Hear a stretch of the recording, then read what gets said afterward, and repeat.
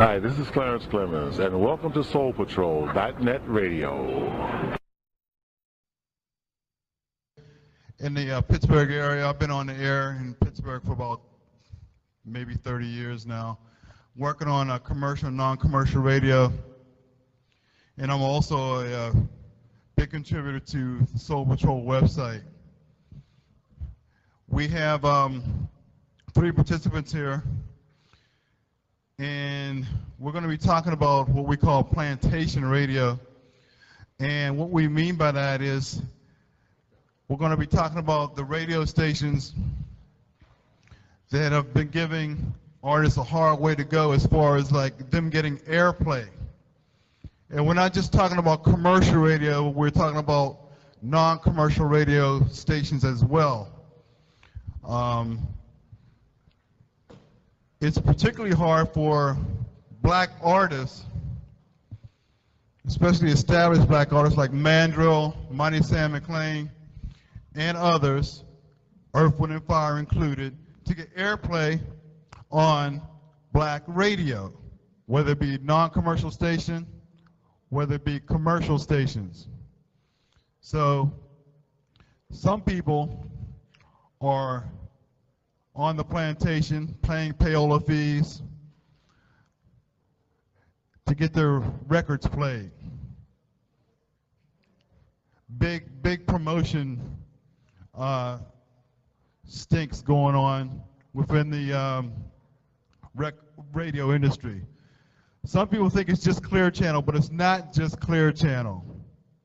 All right, they just happen to be the biggest, but they're not the only ones. It happens in Infinity.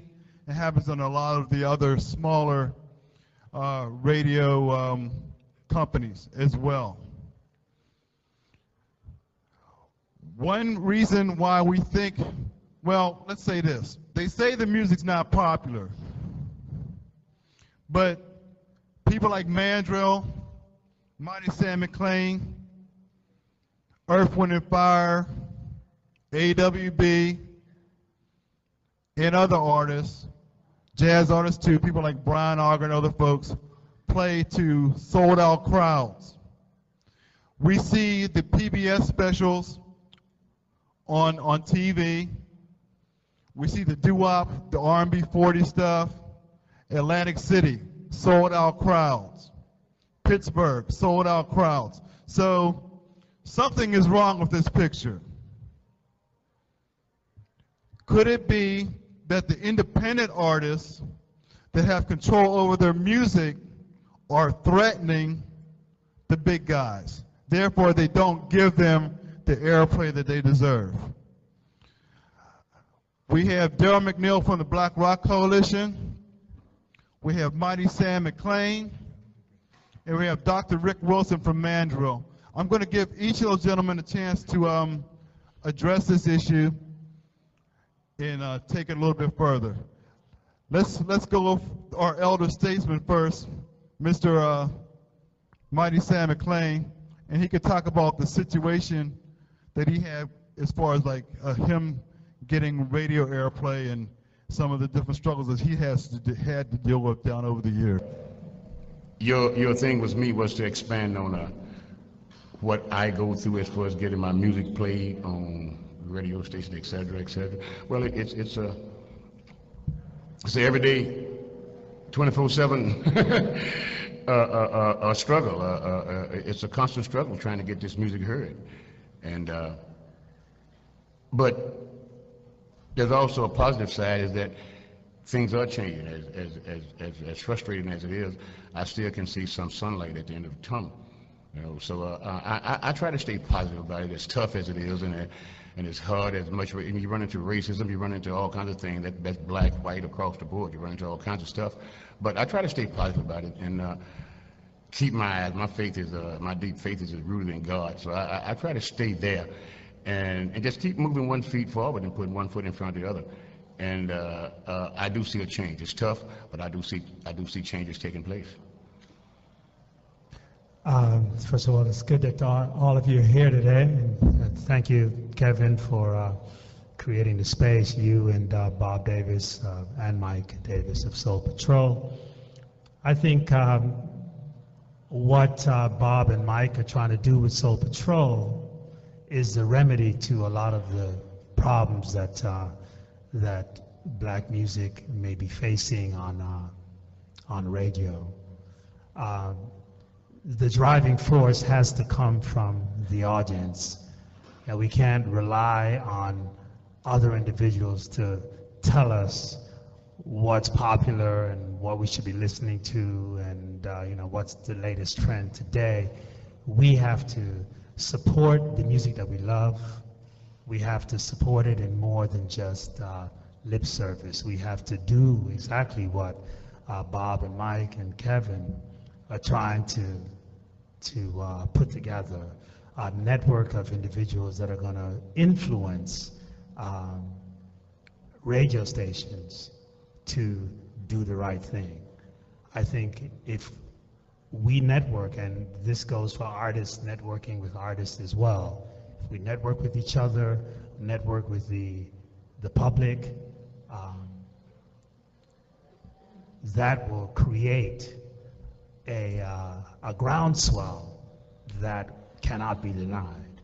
And one of the things that we're doing as Mandrill, we formed our own recording company called Wilson Brothers Records, and the motto of Wilson Brothers Records is taking it to the people. See, we have to forget about the radio station and forget about any other form of promotion if it's not going to be there, and take it to the people, and all of those other things will fall in line. Don't get me wrong, it'd be great to get airplay, and we do in a lot of places, but we can't rely on airplay. We can't rely on other people to put our stuff out there. We have to do our best to network with other artists, network with the fans that are supporting us, and allow them to be the force that's going to influence what radio is going to do.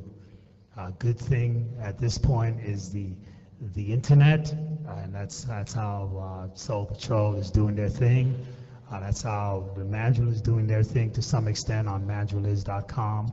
That's how a lot of artists are doing their thing, and it's important to use that tool. That's a tool to get around all of the negative aspects of artists not being represented appropriately at radio stations. We'll talk a bit further as we get into it. That'll be my opening statement. Well, thank you. And as a member of the Black Rock Coalition, as an officer within the administration of the Black Rock Coalition, our position is, I guess, more or less in keeping with what Dr. Wilson was saying, probably a little bit more extreme than most. Radio has never been our friend, insofar as we're the Black Rock Coalition. In rock can mean any number of different things, but for the most part, within the public mind, as far as American perception of what sort of music people should be or should not be doing, black folks aren't supposed to be doing rock and roll. So we're caught in a double bind insofar as we can't go to quote-unquote urban, aka black stations, and have stuff played because we don't fit in that format. And the flip side is we can't go to rock stations and get our stuff played because of the racial aspect of the marketing. We've historically, Black Rock Coalition is almost 20 years old. Historically, we've relied on a network of word of mouth, of public and college radio. In subsequent years, as the internet became much more and more popular and more viable for independent artists to distribute their music and promote themselves and market themselves, we've been utilizing that more and more. So in a lot of respects, radio, from our perspective, is almost irrelevant. We don't we don't approach situations with the mindset of having a single for quote-unquote radio. We don't approach things like we're going to shoot a video and have it put on MTV or anything like that, because for the most part, we've been running around. We've been through that hamster maze. We're very much advocates of independent marketing, distribution, and promotion, word of mouth.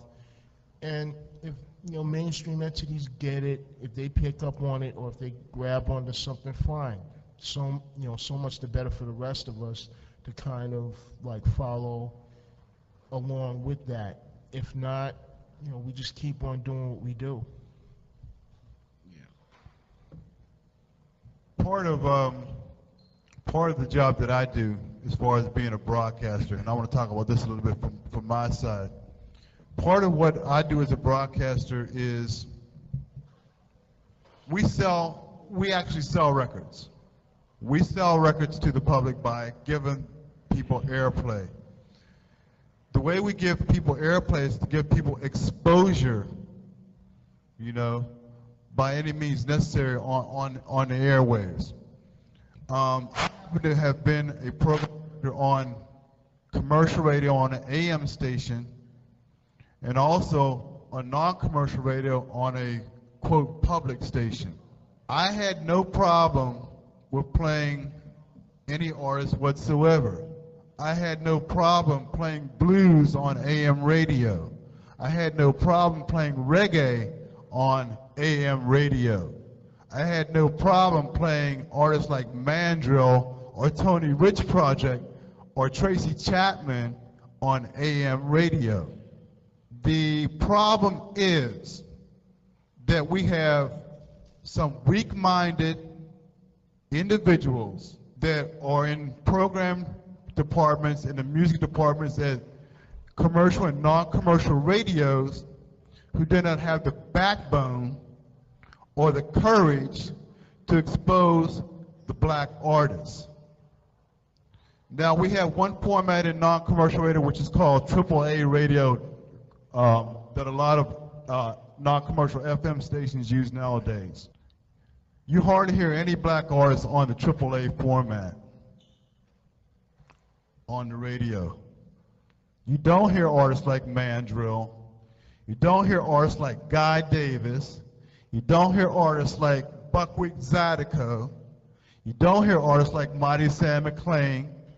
You don't hear artists like some of the artists from the Black Rock Coalition, some of the early artists. Living Color never really got that much exposure, folks, to tell the truth. We can even go back further and talk about artists like Bad Brains, who never really got that much exposure, or 24/7 Spies, or Fishbone. That's what we're talking about. We're talking about these people that made the records, that put their backbone into that, and didn't get airplay because somebody at a college station or somebody at some commercial station didn't like the color of their skin and didn't want to put it on the turntable or the CD player. That's the problem. All right? We don't hear African music on the radio unless people like myself play it. Like artists like Angelique Koujo, for example. Or we could talk about multiracial groups like Antebellum that don't get commercial radio airplay. Or we could talk about groups like Rio Soul that don't get proper airplay on the radio. We have a lot of independent artists out there. We have independent black artists like the Shy-Lights, like Performing Main Ingredient Group, like the Ebonies, like the Manhattans, that don't get played on black radio stations. What is the problem? The problem is, like I said before, we have weak-minded, spineless individuals that work at these stations that will not take a chance. There is a room for an alternative on the radio. Instead of the homogenized stuff, to put it mildly, that we're dealing with these days. Hey, Kev, it's good that you're in a position to play the music that you believe in. Yeah, it would be great if many other DJs were in that position. But I choose to focus not necessarily on the problem, and I'm not disagreeing with you that those problems do exist, but we as black artists and black audiences have to focus on the solution. We can't continue to focus on the problem. And a good example of that is the artist formerly known as Prince. You know, when Prince was working for the Plantation, you heard him everywhere. He was on every radio station. You couldn't turn on a radio without hearing Prince. Once he decided to go independent, first of all, there was a little bit of an underground period, and he's now back fully independent. You know, to not hear Prince on the radio is like ridiculous, but he isn't focusing on the problem. He's focusing on the solution and doing what he has to do to make his career work, taking it to the people. And that's what we have to do as artists. We have to take it to the people. It's not going to be easy to do that, but this is where the audience comes into play. We as black people, or people not just black in terms of ethnicity, but people who love black music, have to step up to the plate and support the music and the artists that we love. We can't go along with it. You know, we're living in an era where the racism is a major part of our culture. You know, our music, whether it's jazz, whether it's initial rock and roll with Chuck Berry and Little Richard and all of that, they try to bury that stuff. They try to bury that and convince us that it's old school and we need to look on to the future, not recognizing that we are standing on the shoulders of all of the artists that came before us. And we as individuals who love that music have to recognize that and have to do what we can to support it, spread the word, buy the music, et cetera, et cetera. And that's what Bob and Kev and Mike are trying to do. That's why I'm here. I'm trying to get here every year. That's why, you know, we're all here. And that's going to be the solution that we need to focus on. And like Prince, I'm hearing Prince on the radio a lot more now because they can't deny him. You know, I went to see him in LA. You know, he played the Staples Center 20,000 seat hall that was sold out for like a week. You can't deny that kind of power. And it may take a while to, you know, get played on the radio, but eventually when you have 100,000 people wanting to hear you, you're going to get played on the radio. So that's the kind of support, that has to come from the grassroots. And that's why it's important that you're here today. You got to spread the word. When you leave here, you got to spread the word. You got to network with other people, support Soul Patrol, support the websites of the artists, and you know, support the artists in terms of moving your feet, going into either record stores if the record is there, or purchasing it from the internet. I need to make two quick points. Just to carry on over in what Dr. Wilson said. It's kind of oversimplifying the matter to say that it's just like people without imagination, or it's racism, or it's this, that, and the other.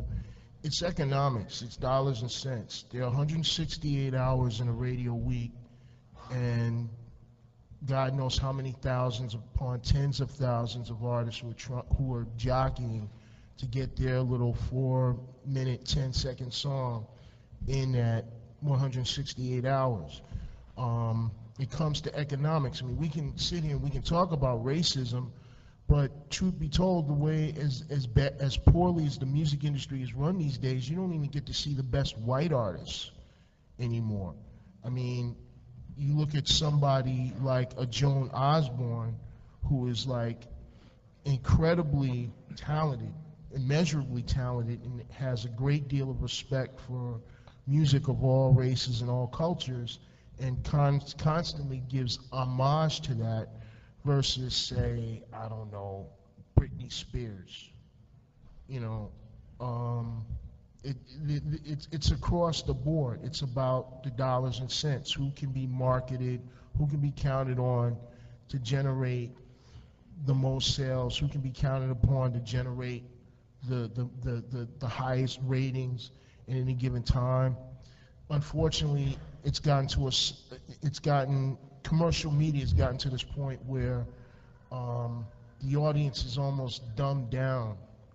The expectations are a great deal lower than there were when I was a kid and growing up, and I had the opportunity to listen to FM radio in its early stages and AM radio before you started getting into formatting, and which is really segregation of different types of music and different types of cultures. There was a time when you could hear Earth, Wind and Fire, The Who, The Beatles, Rufus and Shaka Khan, Mandrill, and whoever on a radio station, and it was a winning format because it was just great music, and it was very early on. You had programmers and disc jockeys bringing their records in and playing their records. Now it's like this total, corporatized. The notion of anybody coming in and playing, I just brought this record in from home because I liked it. I mean, that's insanity. That just doesn't exist anymore, except on a college level and on the public radio level.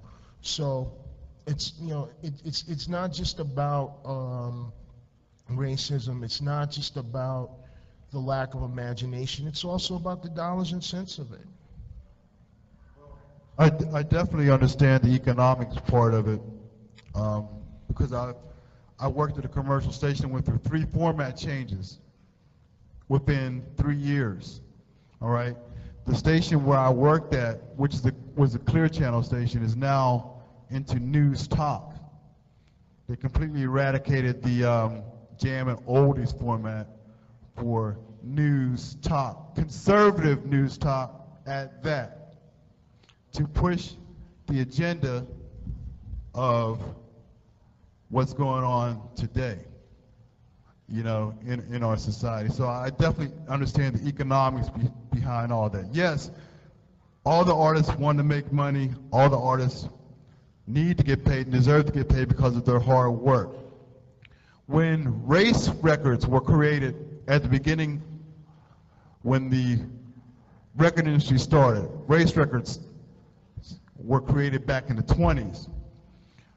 And I always say that race records and race, that's why I talk about racism in radio, because before then, all the musicians were playing together. People heard all types of different music. Now things have been put into categories and subcategories, and people are like segregated in different type of formats. One of the problems. Just to finish your point, because advertisers, I mean, if you want to get to the crux of the problem, it's advertisers and marketers who are specifically buying time on the radio to capture a certain quote-unquote demographic. Right. Earlier today, someone had mentioned the fact that a lot of advertisers use like oldies music and different sounds to get people to buy cars or what have you. They use the music. They use the music whenever they feel like they want to use it. So what is going on? What is going on with that? They use it when it's to their advantage. Absolutely. It's like if you listen to certain types of radio, for example, You have like some marketing managers and consultants who specifically look for certain types of target audiences. They do market research, they see what groups are buying, what types of product, and make their determinations where it's going to make the most sense to advertise those products. If you listen to like a quote-unquote urban station at any given time of the day, you know damn well that at least half the commercials in an hour-long block are going to be towards a fast food joint. McDonald's, Burger King, Wendy's, whatever. I mean, and these are national chains, and they advertise across the board. But you will also hear certain nuances in those types of commercials where it's okay. Since hip hop appeals to black people, you know, we're going to do like a commercial with a hip hop feel, or like, you know, back in the days, you know, like a funk, dance, disco, whatever feel to appeal to this particular type of demographic. Whereas, you know, something like financial securities, like say prudential financial securities. It's not like black folks don't invest money, but like if you look at the statistics, in at least in the minds of those who do the marketing and buy the time, they're like, well, black folks don't like advertise in big numbers. If I go to this conservative talk show station where it's mostly white males, 34 to 54, whatever, I know I'm going to get more bang for my buck if I advertise there. Again, it's not just the simple notion of racism or classism or anything. It's capitalism.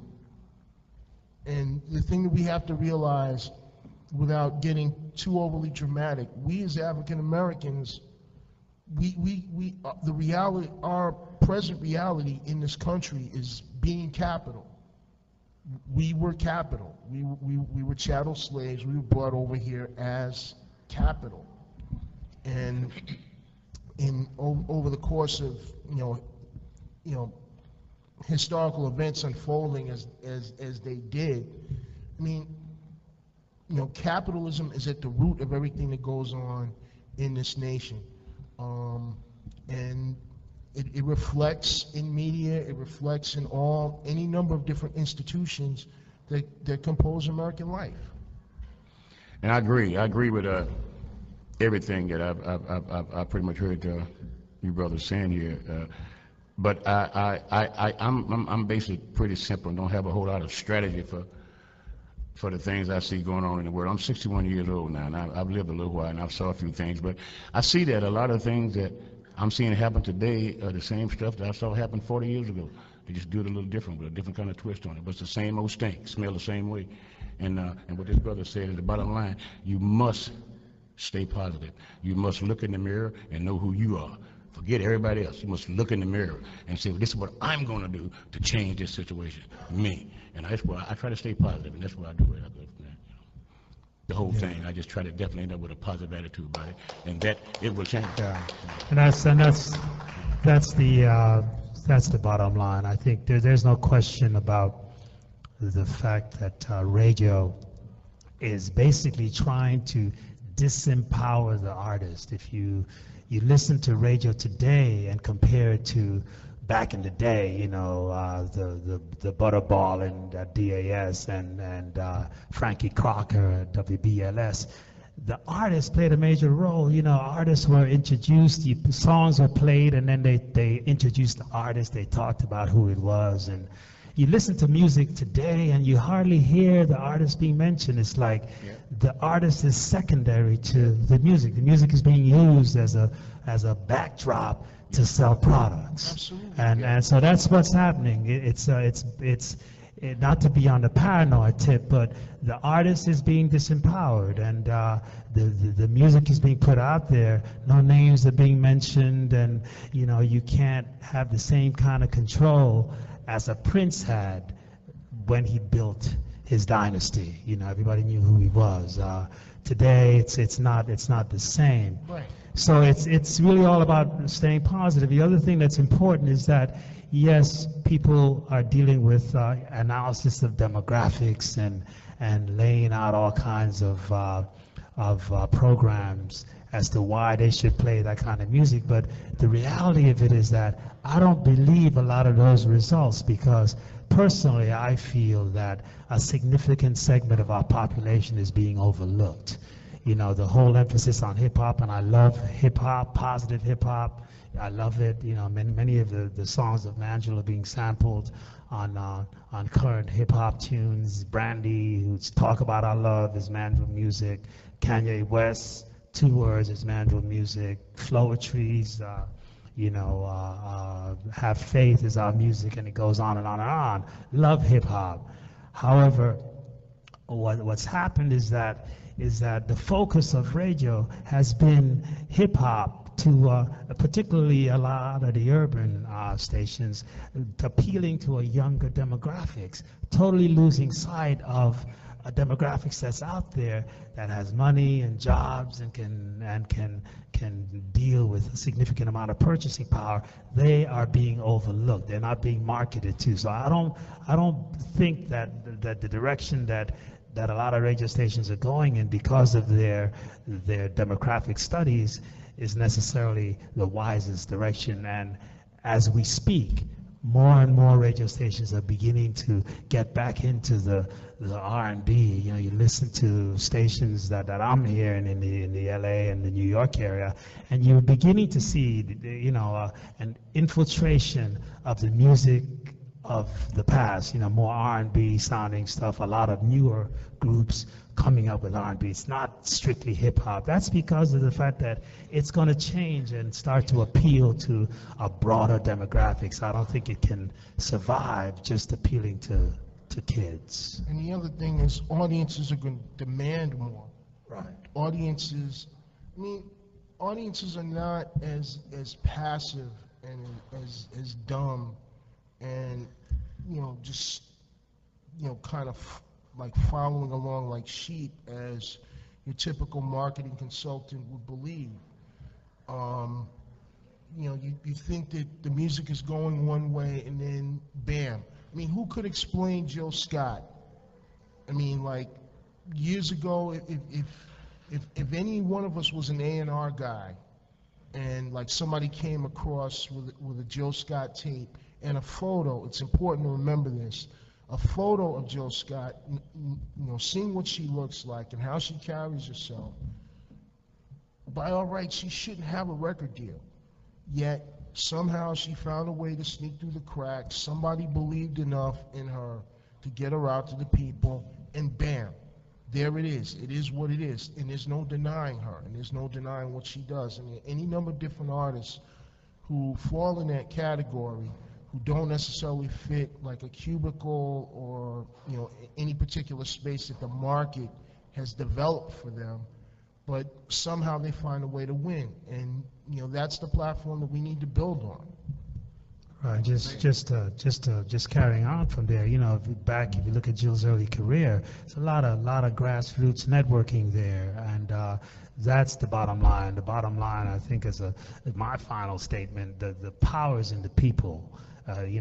If we as people want something to happen, it's going to happen. So we have to recognize we have to move in a position where we feel that we have the power, and we do have the power. And in unity, there's strength. If we network together, do the kinds of things that Bob and Mike and Kevin are trying to put together, and take that to the next level, that's the power, and that's how we're going to change the situation, by staying positive and moving in that direction.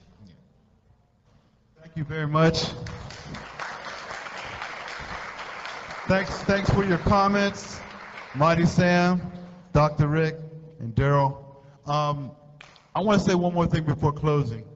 I'm one of the very few people, and I'm the exception, not the rule, and I will not succumb to musical apartheid on the airwaves. All right, and the reason why I say musical apartheid, because we have artists out there that don't get exposure. Take the jazz format, for instance. I will play Abby Lincoln. I will play Dee Dee Bridgewater, compared to playing like Diana Krall or Norah Jones, because we have established artists that have been around for a long time that don't get the airplay that they deserve. So we talk about that. We also talk about the blues artists that don't get the airplay that they deserve. People like Mighty Sam, but I will play him. I will play artists like Guy Davis. I will play Eric Bibb. I will play Deborah Coleman. You know, compared to the agenda that's being presented to people. You know, I refuse to see the public being subjected to the dumbing down, as we talked about earlier. But I want to thank everybody for coming and participating today. Thank you very much.